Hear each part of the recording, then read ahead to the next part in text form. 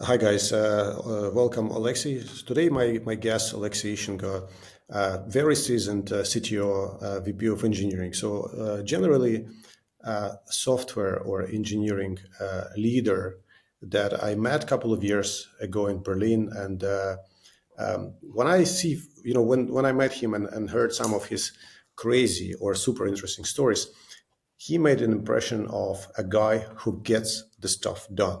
So he was getting in a company in a very turbulent state and was able to bring the calmness and actually, turn the ocean into streamlined flow of delivery.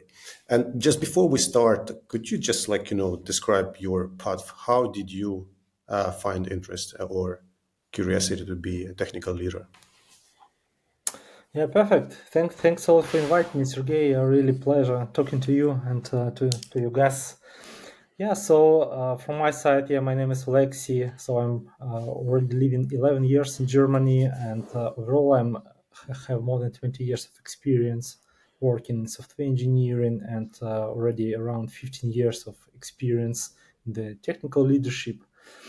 Yeah, the journey was, it's like a classical way, I would say, for almost each engineer leader, yeah, where each of us mostly started our journey as a software developer, as a software engineer. And then, day by day, year by year, so we just were on this way where we want to go, yeah? Do we want to move more to the architecture, yeah? Do we want to move more to the engineer leadership? So for me, it was a really hard choice. To be honest, I like to do both. Yeah, I really enjoy hands-on work. I really enjoy building something big. Yeah, so solving technical challenges. Yeah, from one side. From the other side, I really love people. Yeah, I really like to scale the teams, to mentor the people. Yeah, to scale the teams, to solve these challenges. And to be honest, when I was on my journey, yeah, when I was working as a developer, first I want to try the tech path, yeah, to go to the software architecture. And to be honest, when I started working in this direction, I found out that I'm missing people. Yeah, so to be honest, I'm happy to stay with the technology, yeah, to solve some really big scaling challenges. But I'm missing people. Yeah, so I really love to mentor people, to build the career path for them, to mentor them, to grow the future leaders. And then I moved to the technical leadership direction. So what is more difficult, building a system where you know all the inputs and outputs, and you know that system when the system complains, you could read the logs and then see what is it all about. With human is a lot more difficult because then we have so many unknown parts. Like, what do you find more challenging? Mhm. To be honest, I find more challenging to work with the people, yeah, because people are very different. This is one of the way why it's exciting, yeah, because people has a really different profiles, yeah, so really different experience, different background, different cultures, and when you work in such diverse environment, you have so many, like talking in technical language, so many variables, yeah, which you need to hold and keep in mind. And as an engineer, yeah, I think it's very correlates with the architecture, yeah. So because when we are scaling our teams, yeah, when we are looking for the talents for someone has better leadership skills, someone has better front end, back end, or whatever, yeah. And when you're building this architecture, you can just imagine as a puzzle from the people, yeah. So what is your strength of your team, yeah? What is the weakness sides of your team? And I find this more quite exciting, yeah. It's really engaging me, yeah, because when I see big picture in my mind, I really can predict, how is my ideal team looks like, yeah. How can I who is missing, yeah, how can I make these puzzles, this this architecture even better, yeah. So this is, I find this quite exciting. A couple of months ago, I was talking to Artyom. There was also very talented CTO in Berlin. And one of his products, when I met him, he was building a company called Timetry, and they were building a tool to actually predict the cultural team flavor if you're building a new team. So then you see why one team performs better than the other. And a lot of time it's actually what you described. It's about people, ability for them to fit, back and front end design, UX, leadership skills. And well, this product Timetry is not there anymore. It didn't kind of stick to the market, but I think this idea is still, or this challenge hasn't been solved. And I hear this podcast when I mean, like great leaders, Elon Musk and such. They describe success of specific product as early success of selecting team that solves specific problem. So because the ideas are there, but how to find and build team is actually really hard. And I'm curious because you've been working in so many companies. How do you build team from scratch? Yeah, that's a very good question. To be honest, it really depends also on the stage of the company. Yeah, so I would say I have experience in different stages. Yeah, so when we are talking about the early stage company, yeah, with like literally like a zero engineers. Yeah, so it's very crucial, yeah, to find the first key people. Yeah, because they will drive the strategy of the company. So they will be your how to say, they will be your support, and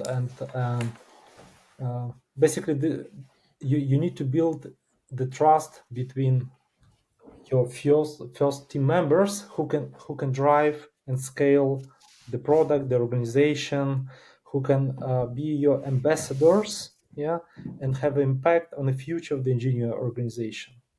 Of course, it's a job. It's a daily job of the engineering manager. Yeah, to do this on a daily job. But with the first hires, you kind of define the future, of your company. But when you're talking about some bigger company, yeah, I would say I had experience here working with a 1,000+ company with like a lot of teams across the different countries and so on. Yeah, it can be the case that the company just want to build some proof of concept or some kind of MVP or something like that. Yeah, and then just take the existing team members and create the new team. Yeah, so this is also quite challenging. Yeah, because sometimes it's even harder. Yeah, so you have the people already who is already established as a team, and they know each other for a long time, but you need to take basically this 500 600 people, select the best talents, yeah, who can fit to each other, and create one team who can build something great. Yeah, so and I can tell this is also quite big challenge. From one side, it's one company, it's one culture, yeah, it's one mission, vision. But from the other side, you don't have much choice. Yeah, so you have basically this is pool of talents. Yeah, so you have certain kind of vision, certain requirement. Yeah, and that's why it's also can be quite hard. Yeah. But let's stay with this example because like I faced that quite several times. So early at the beginning, you have this almost wild drive. You create culture, you build mission, vision Yeah. yourself. So every team members, they kind of feel part of that in the early stage. But then when you pass this phase where, as you described, like, when the company Yeah. becomes more mature and you're going into this from the waterfall into kind of like, valley state where the river is kind of calm, you have Mhm. this comfort zone. Like people lose their fire, and including myself. Like, I start losing my fire, and then I'm thinking, okay, that's enough. Like I've gotta get back on my toes and start doing something. And then while you're already in this valley is extremely hard. And I think that's what a lot of managers and big companies complain, that although the system is established, but innovation spirit seems to fade out. Mm-hmm. And I believe in engineering, this innovation spirit, is never accepting status quo, constantly challenge what you do, is Mm-hmm. crucial. Else we just like, then else we stagnate. Mm-hmm. So with your experience, what actually work, or like how would you encourage people like me or like other colleagues in the trade Mm-hmm. to build that enthusiasm and that fire Mm-hmm. that engineers should have? Yeah, yeah, yeah, absolutely. It's a brilliant question. Um, I can tell that. Yeah, so I mean, I'm also engineer, yeah, and developer in heart. Um, so and so yeah, what I can tell, yeah. So keep moving, yeah. So this is one stuff. Keep learning, keep moving, and one of the other stuff, it's you need to create the creative environment for your engineering team members, yeah. So different leaders creating has different approaches how to create this creative environment, yeah. So I practice and find this quite great approach to use some kind of hackathons or some creative days in the company where the team members has some freedom to choose and prototype something, yeah. So recently, by the way, I have heard also quite nice podcast and story from the city of Mobili.d. Yeah, so they also uh, approach this, yeah, with like a size with quite big size of the company, 1,000 plus people, also to use these creative days. Yeah.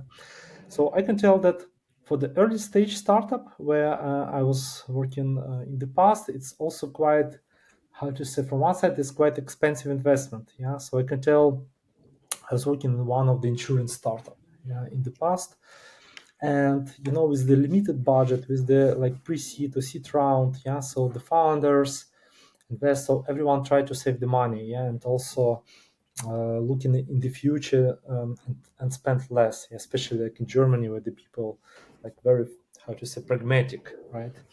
And I can tell that, but I saw that there is like a stage, like you described, Sergey, um, when I need to bring some kind of new inspiration. Yeah, like I need to give something great to the team. Yeah, when it was like some when it was a lot of routine. Yeah, a lot of repeated tasks. Yeah, but at the end, I convinced the founders, no, we need to do this hackathon. Yeah, I called this hackathon, but at the end, it was like a 1 day, yeah, where the team can work on something not prior for the business right now, but which can improve the development experience. Yeah, for now we have this platform teams, yeah, who's and this like development experience teams who nowadays it's a trend. Yeah, it's people who fully responsible to improve the development experience, by the way.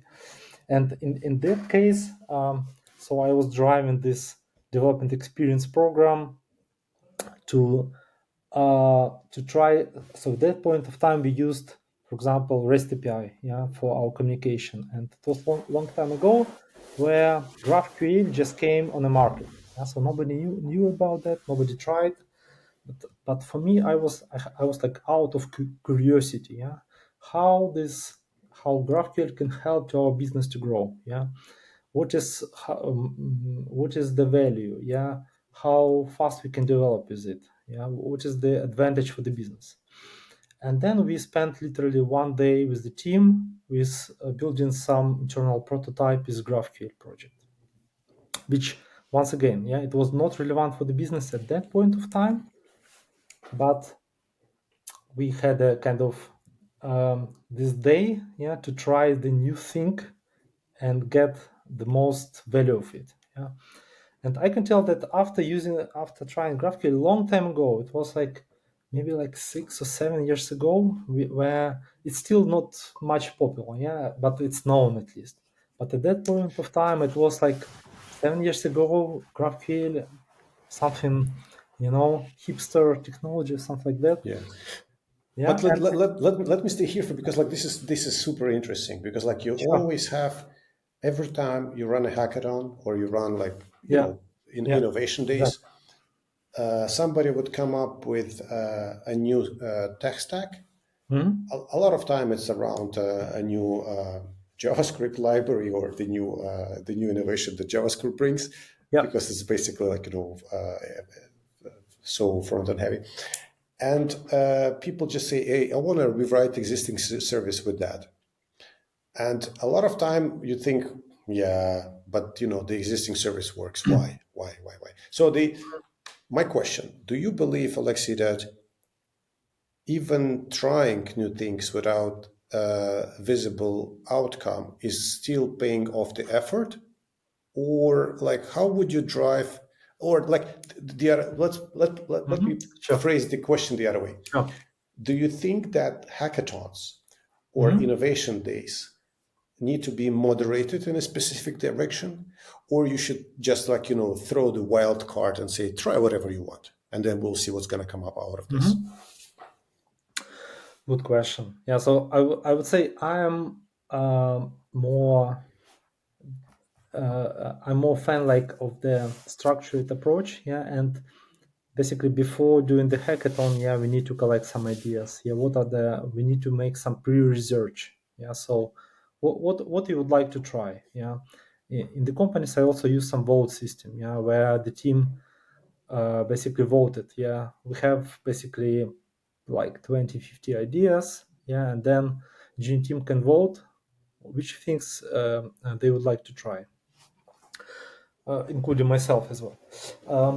And I would say I'm trying to correlate and also define the outcome for the business. Yeah, so of course at that point of time, yeah, I can provide the parallel, yeah, with GraphQL. So I was not really sure what to expect, to be honest, but I already know that with using GraphQL, we can decrease amount of requests. Yeah, we can provide better user experience. This is what I have written in marketing materials and in some kind of development feedbacks. Yeah, so I did some pre-research. Just spent literally like 1 hour.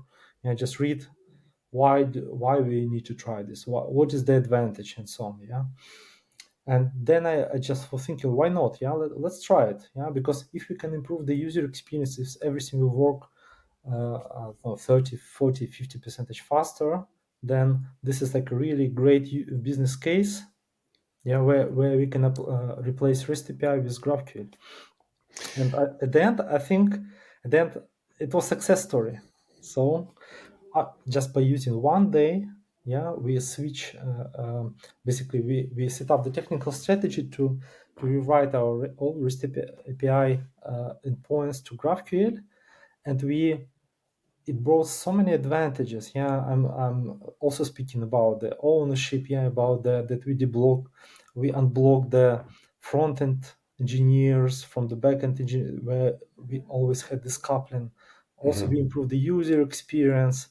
So it brought us so many advantages, and this one day it's really worth it. Yeah, that's why. Of course, I know that a lot of developers wants to try this JavaScript frameworks, but maybe only one of them worth it, right? But I would say keep trying. Yeah. So, but don't over engineer. So this is my advice. Yeah. Yeah, for those of you who not been using GraphQL in the production, the most simple way I've read description is basically imagine vending machine that you go, you're traveling, and you need to buy some I don't know, chocolate Mhm. bars and mineral Sure. water and cigarettes. What you have to do is basically, if you type give me cigarettes, you pay, you get cigarettes, then mineral water, you get Mhm. mineral water, and then Yeah. whatever, Yeah. chocolate bar. Yeah. So what Exactly. what GraphQL does, it's basically enables one interface where you say, give me this and that and that, and you get cigarettes, mineral water, and chocolate bar at once. So it Mhm. saves you a lot of time on the calls to Absolutely. backend but Yeah. but it sounds ridiculously simple, but behind the scene you need to also provide specific schema to describe the data and the server that understands query.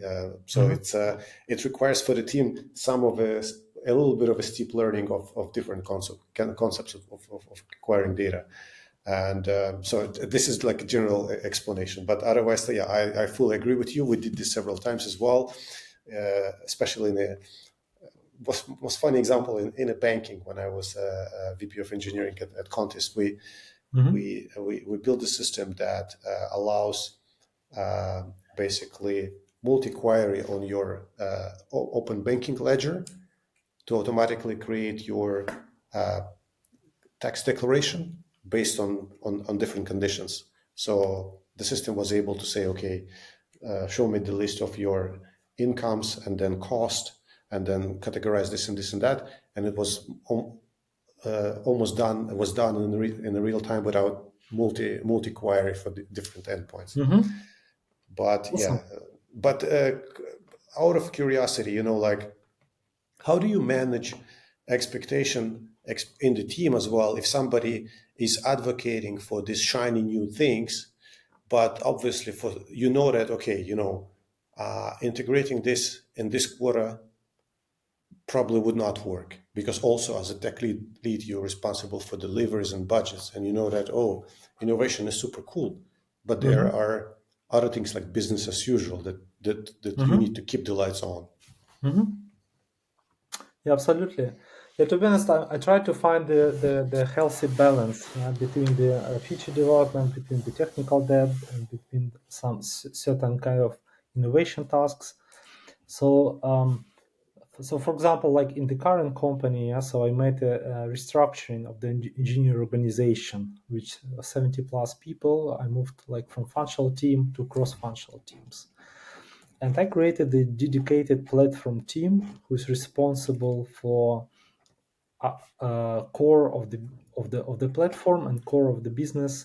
And it's a team of architects, of the kind of senior team members who focused on also improving the development experience, on the stability of the platform, and also on trying some new things, as we talked before. And so basically, I'm trying to kind of keep the train moving. Yeah, so it means like move forward. Yeah, achieve our strategy. Of course, our technical tasks and all kind of technical strategy must be aligned with the business strategy. Yeah, so but at the same time, I'm trying to find some space for the teams also to keep trying. Yeah, to keep building proof of concepts. Yeah, so when we have a quite big system, we have some response time issues, for example, and so on. We are trying some new different approaches. We're not really sure what exactly will help us, yeah, but we keep trying, building proof of concepts and evaluating the new technologies.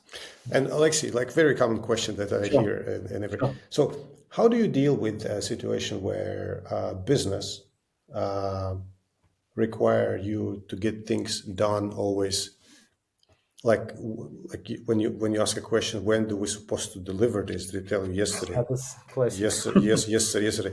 Like, Mhm. and then when they come up with like new ideas, proposals, you're looking at that, and you look at existing, like, pace, and that your backlog is overloaded already. So how do you manage these expectations, or making making the light, like, how do you do that? Yeah, it's a good question. Yeah, so to be honest, I'm trying to as a technical leader, as a also pragmatic person and business driven, high level senior manager. Yeah, because my technical strategy it's aligned with the business strategy, and I'm trying to select the core to find the purpose why. Yeah, why we are doing this, what is the purpose. Yeah, so what is how this can help to achieve our OKR, for example. Yeah, so we are working with the OKR framework. When the certain request is coming, we are trying to map this. Is it company goal? Yeah, so how it correlates, yeah, to our strategy. So how this feature help us to grow. And basically, independent on this, we are building how to say certain the core, the minimal MVP, yeah, minimal requirement to build this feature. Yeah, but of course, when the business is growing, the request amount of requests also growing, And I see like a lot of cases when a lot of business departments are just running with certain like requests with certain tickets, and all of them are highly important. All of them like has literally prior A. All of them are super important. But then just thinking pragmatically, just to really understand the value. What is the value? So if you have, for example, some free customers, right, or you have some key accounts which bring the most revenue. So what should be done first? So, and pragmatically thinking, so I'm trying to align my technical strategy to achieve this business result, to achieve this technical innovation of proof of concept or certain fix or whatever. So according to the output and according to the value which this will bring for the company. And then, Alexei, let me just like run this small exercise. So Sure. imagine you're my CTO, and I'm your Mhm. business partner, and I'm having two set of features. The one would be delivering value for my key account, or Mhm. the key account, and they drive me 90% of my revenue. So this is my Mhm. so-called milking cow, or I don't know like what analogy we could use. Mhm. And this is pays my salary.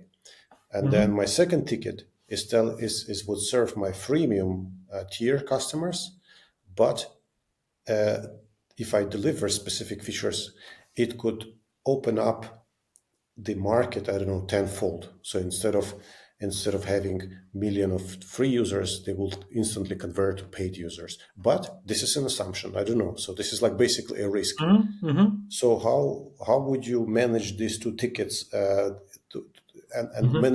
manage me as your business partner? Yeah. Yeah, because ideally I would have two teams for it. So well, basically I would split this requirements between two teams, and they can drive in parallel.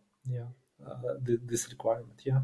But when we're talking about the limited capacity, when like one team is doing everything, which quite often happens in most of the startups and most of the quite smaller companies.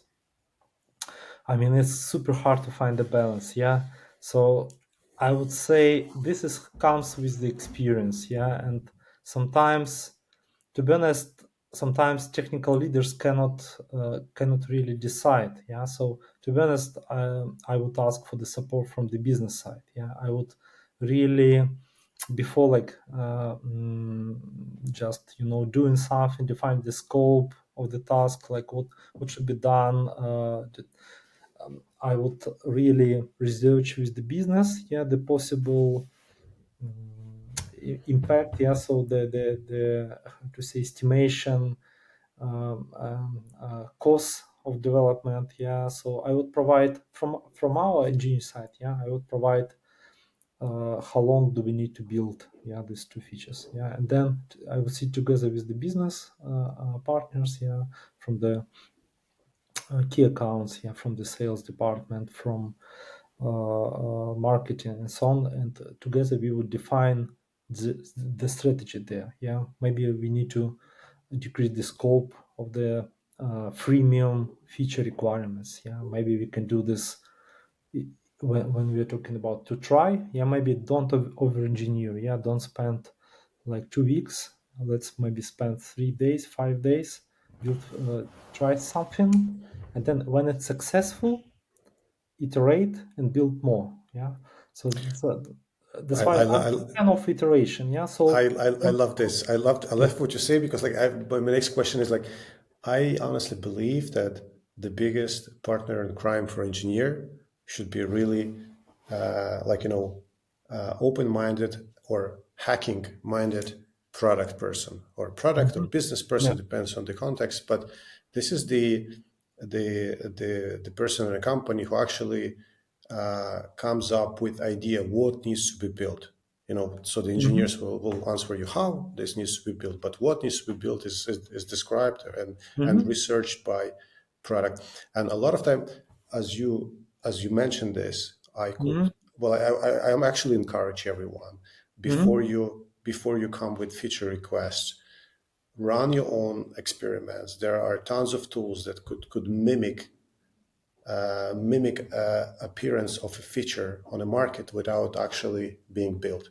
So there are like some click-through funnels where you could say, okay, we've already have built this, subscribe, or you could add it to the basket or pay, and this is all dummies. They don't lead anything, but they collect market insights.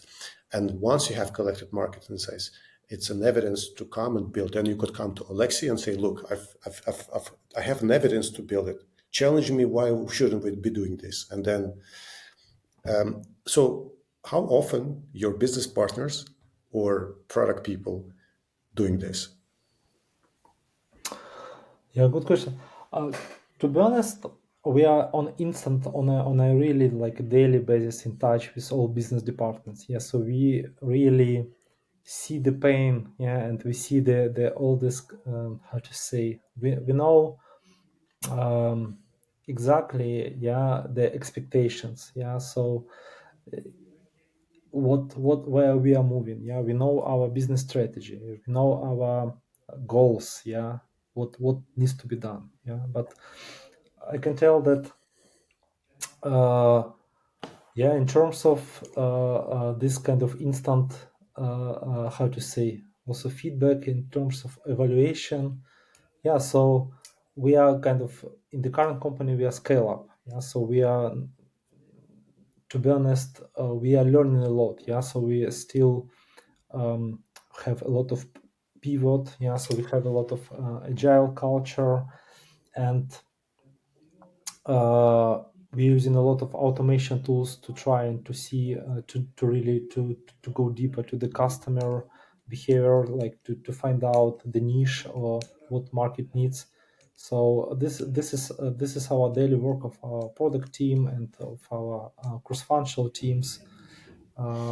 Yeah. So. Alexei, I would love to shift in this in a slightly different topic and ask you in the last couple of months, or let's say a year, the overall the landscape of AI and ChatGPT and all other tools Mhm. available for engineers have changed massively how company operate. Have you been able to adapt any of the tools or encourage your engineers to use them? Mhm. Yeah, absolutely. So we are quite actively using Copilot in our daily work, and also like from the performance tracking tools. Yeah, we're using New Relic, for example. Yeah, and New Relic also there is AI functionality which can help us, yeah, to drive to find some suspicious parts in our performance issues, for example, or some suspicious transactions. That's why I would say we are using on a daily basis, yeah, in our development work, like tools like Copilot, tools like AI and New Relic, yeah, and so on. But for ChatGPT, I would say there is like a lot of concerns, yeah. So in terms of sharing the code, we're trying to also to follow, because we are also fintech and SaaS company. We are following the best practice and not sharing this information. But it's actively used by like our marketing team and some other teams as well. Well, I'm using this on a daily basis right now for all kind of things. For even for the most ridiculous experiment was when I approach somebody with request to how long it would take to provide translation for the whole app. And the answer was like 3 months, because we need, like, I don't know, hire a team. Yeah. And then I just took local files, so locally, like, Sure.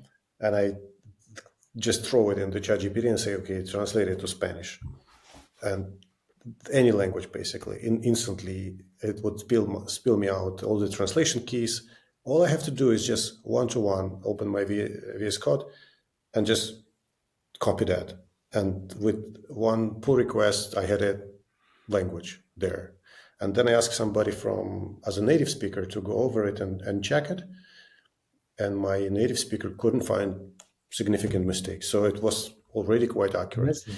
I mean, maybe for that, like the other one, I did quite funny. Like somebody asked me for a code review, and I didn't understand. I didn't have time, and I ask find irregularities in this code, and it would only point out that these things shouldn't be doing what it's supposed to be doing.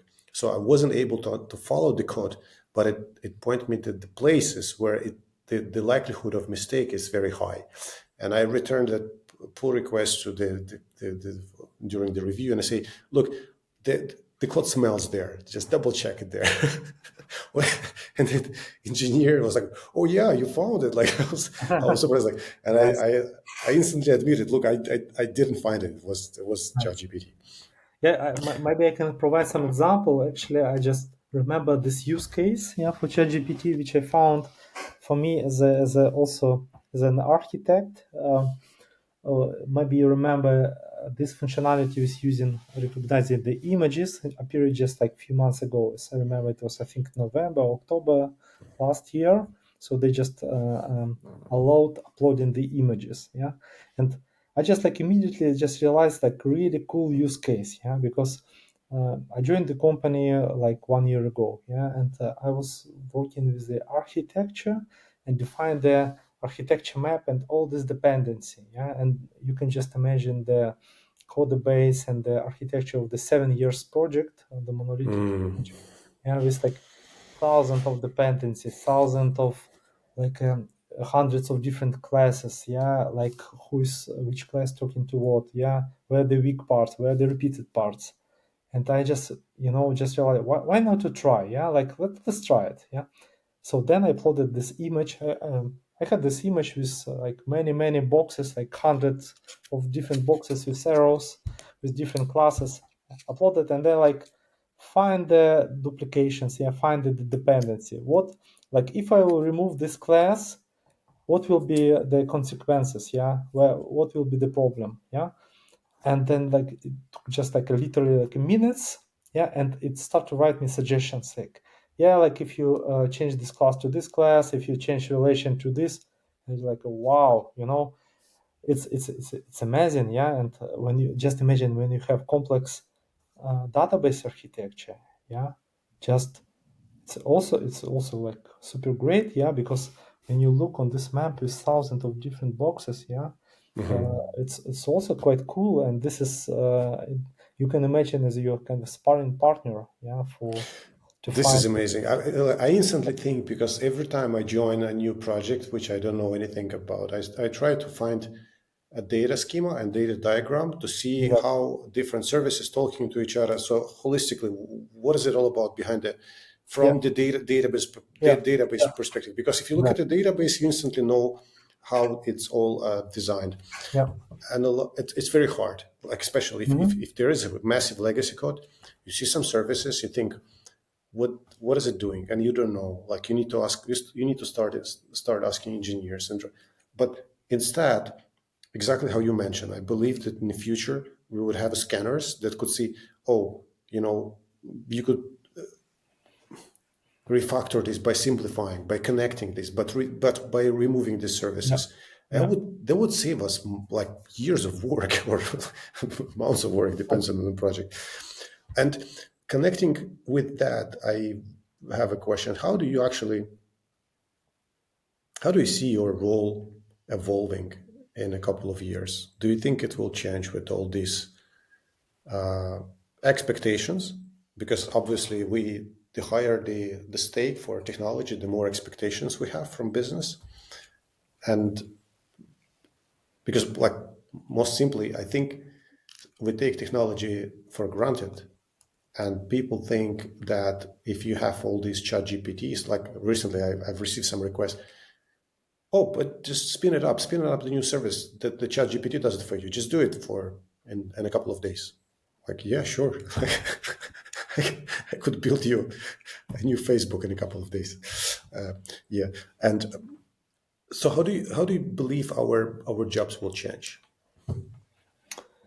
yeah. That's interesting question. Yeah, so I think this already started, right? So you can see already. I know, like in Germany. Yeah, unfortunately, some companies are cutting the positions. Yeah, you can see a lot of like content writers, or some other people focused on generating the content. Yeah, you can see a lot of AI replacement came there. Yeah, so I think this week or last week, so they released this new really crazy video AI series, which showing the literally like the cinema quality AI videos, and this is like really changed my mind, my brain, so it means like all this advertisement kind of companies, agencies, film directors, the people who is creating the video content, for the advertisement, so this is also they in risk zone, so generally you as a founder or as a person, you can create any content.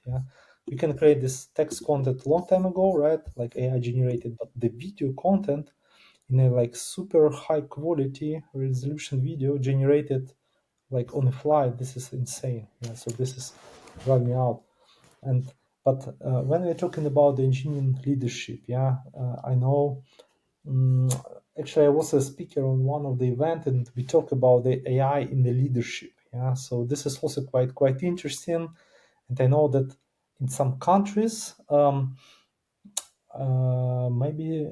it was like in Singapore somewhere, they use like AI, to support the legal, how to say, legal department to drive the decisions, as a court.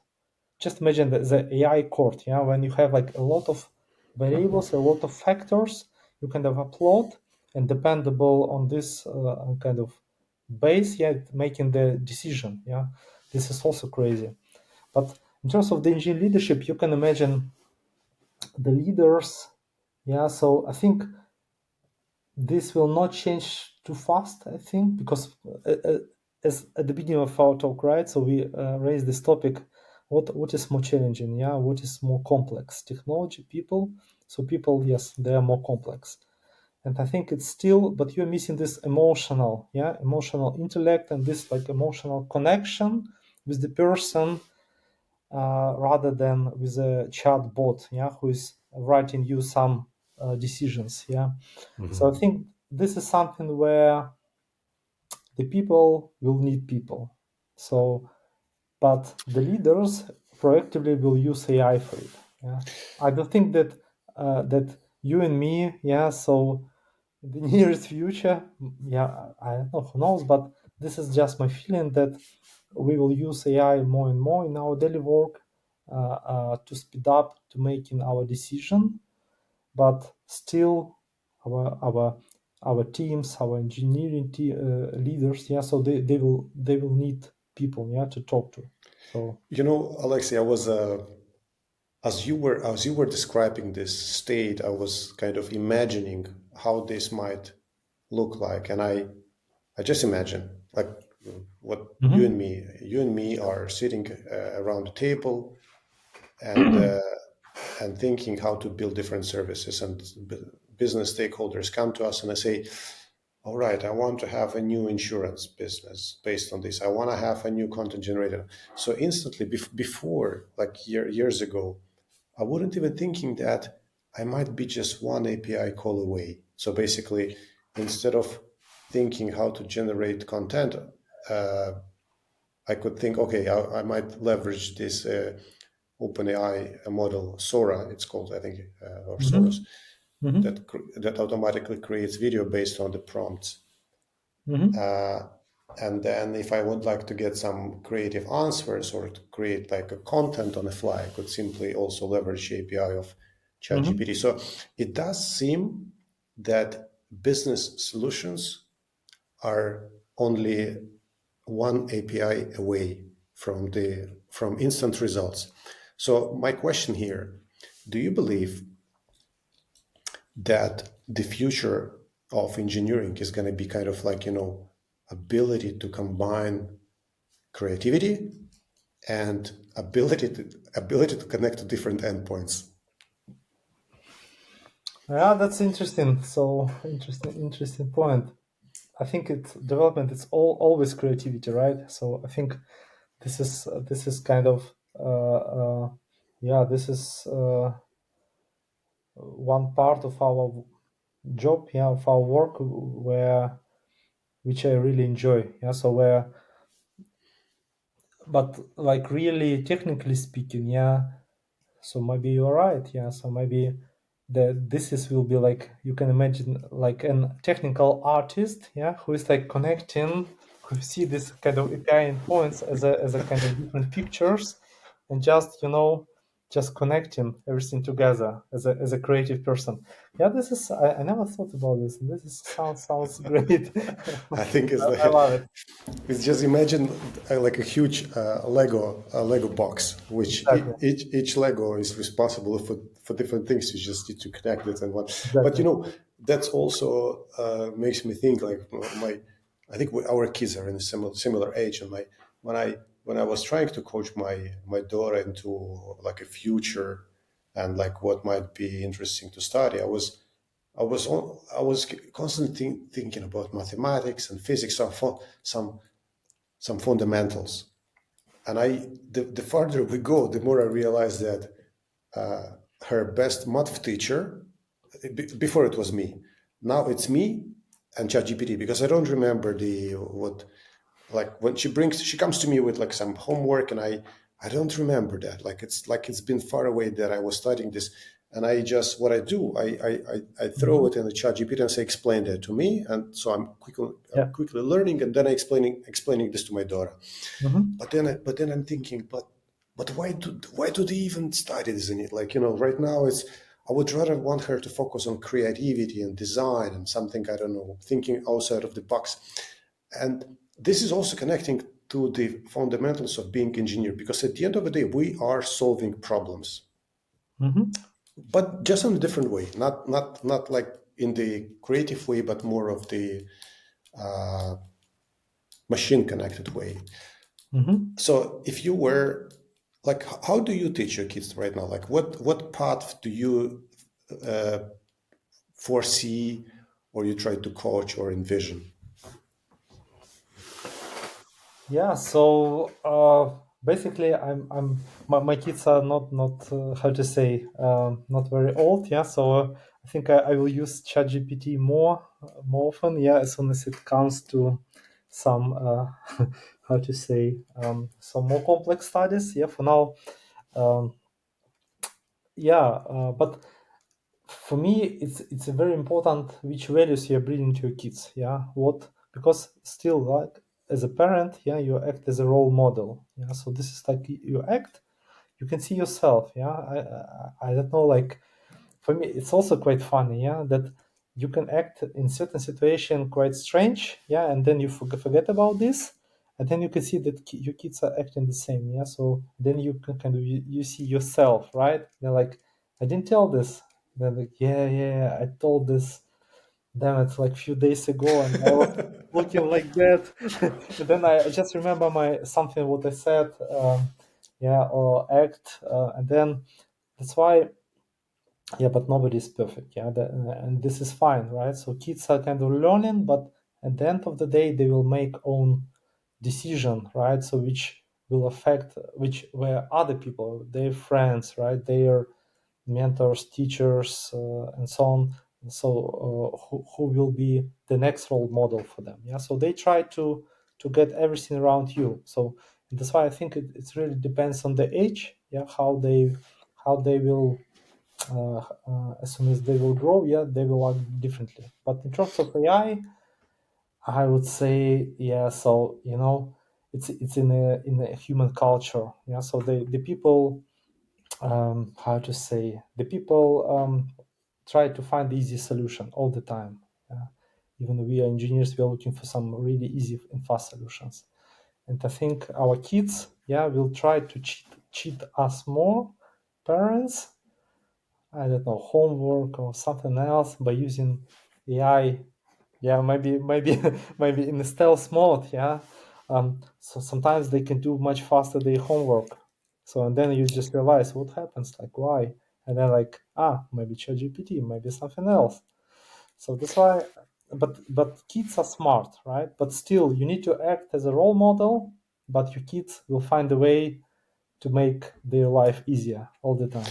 Oleksii, who is your role model, or where do you gather or collect your inspirations? Who's my role model? Yeah, good question. To be honest, there are some people who really inspire me. Yeah, so who really achieve something great. Yeah, so I really like when like maybe like 20 years ago, 15 years ago, I read the book um, from Richard Branson. Yeah, so about his life, like how he about the entrepreneurship, yeah, what he achieved in the life. This book really inspired me, yeah, about how many challenges he had in the past and what he achieved, yeah, to build such kind of big corporation, yeah, with Virgin. They even fly into the space, right? I mean, there are some people who, how to say, who achieved, you know, really a lot in the life, yeah. But I would say I'm reading a lot of books also, a lot of leadership books, and this is also quite funny. Funny story that one of the first kind of technical leader, or like CTO, yeah, with whom I was working, how to say, define some model for me, yeah. And I was thinking that this is like the way how the leader should act, yeah. And then because I never had like someone like CTO like long time ago, yeah. And I selected this person as a role model, yeah. So, and then later when I joined other companies, I kind of start to repeat this style. But then I see that shit happens, it doesn't work. People are not happy. Something is wrong with me. And I just realized, yeah, later by reading the books, having the feedback with the people, that it was like really bad, how to say, example, yeah, to take. And there you need to trust yourself, yeah. So, and I'm talking also to this, that don't think that if you like get a first your leader, that this is like how leader should act, yeah. So try to keep your own, the core values, yeah. Read more books, go to the leadership events, yeah. Watch some videos from the big CTOs and VP engineering. Try to kind of engage and adopt all the best practices, yeah. And try to find your own values, yeah. And then you will define your own way, because I think each leader has his own leadership style, yeah. But I'm also repeating this, that it doesn't mean that first leader whom you will meet, yeah, so this will be your ideal role model, whom you should, how to say, um, um, where you should act the same, yeah, across during your life, yeah. So be agile, yeah. Learn more, and this is like all the time. It's iterative process, right? So I'm still learning. I'm still trying to improve my leadership style and my technical skills and so on. Well, I think one of the most important learning I had, that no matter how hard it is, like no matter how hard there is a decision, somebody probably had faced this decision before. So you should not be always, thinking about this alone, but rather open up, reach out to other guys who are in the same position, share your challenges with them, and then only by listening, you don't have to do exactly how they say, but just by forming yourself toward coaching will help you to become a better leader. And the coaching on one side, it's basically approachability on the other side. So when I basically, being a better leader means being approachable, allow people to come, allow your peers, allow people you work with come with their challenges. They don't have to complain, but they basically, just by sharing these thoughts with you, you bouncing back idea back and forth until you find the right decision. And I think a lot of leaders, like in our positions, when we don't have direct managers anymore, so we kind of like, faced with brewing this idea alone.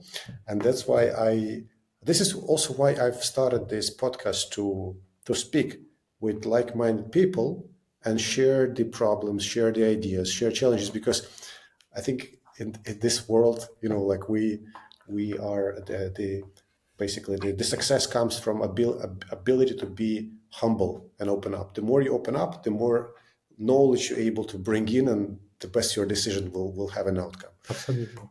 So, Oleksii, it was great talking to you. I think this with this topic of approachability and sharing and being open for challenges and being open for listening, we could make a call.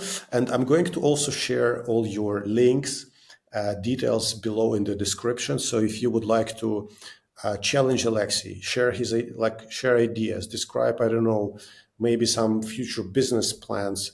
I think Oleksii is also one of the most approachable guy in the tech scene. He is also very frequent speaker in different conferences, and I only encourage you to make contact with him. Thanks very, very much, and Thanks a lot. enjoy the rest of your day. Really pleasure. Thank you very much. Ciao, Yes. ciao. Ciao. Thank you.